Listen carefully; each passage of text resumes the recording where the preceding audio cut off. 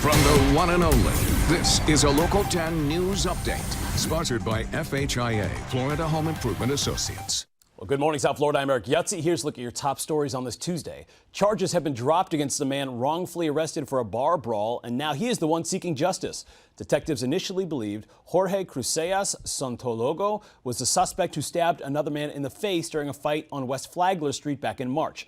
The 52-year-old was arrested 6 months later, spent the night in jail and thousands of dollars in legal fees before investigators realized they had the wrong man.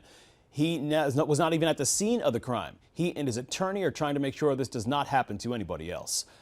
A man bonds out of jail last night after he is accused of attacking the driver who got into a crash with his son. Police say Pablo Batten arrived at that scene of the crash in Pembroke Pines Sunday night, grabbed the other driver by the neck, slamming him to the ground as officers were conducting a sobriety test. The 65-year-old victim suffered a major head injury and was taken to the hospital. Batten is charged with aggravated battery and resisting arrest. A couple in jail charged with child abuse after leaving a 7-year-old alone for about an hour. Police say Cynthia Pinargote and Carlos Plauas left that girl in a car while they gambled at the Seminole Hard Rock Hotel and Casino.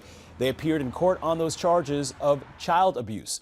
A judge setting their bond at $5,000 each, ordering them to stay away from the girl, who is now in the care of DCF.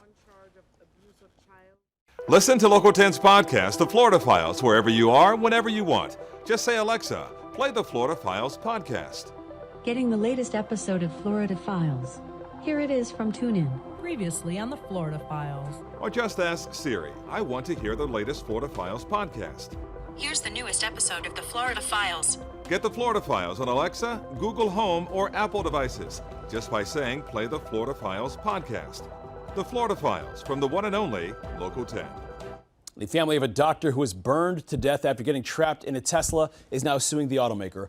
48-year-old anesthesiologist Omar Awan was killed in this fiery crash in Davie back in February. His widow suing Tesla, saying the car's automatic door handles remained locked, preventing emergency responders and Good Samaritans from being able to get him out.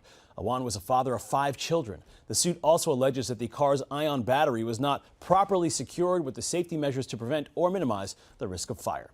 As breaking news happens, we'll keep you covered on air and online. Head to local10.com for more local news coverage and updates.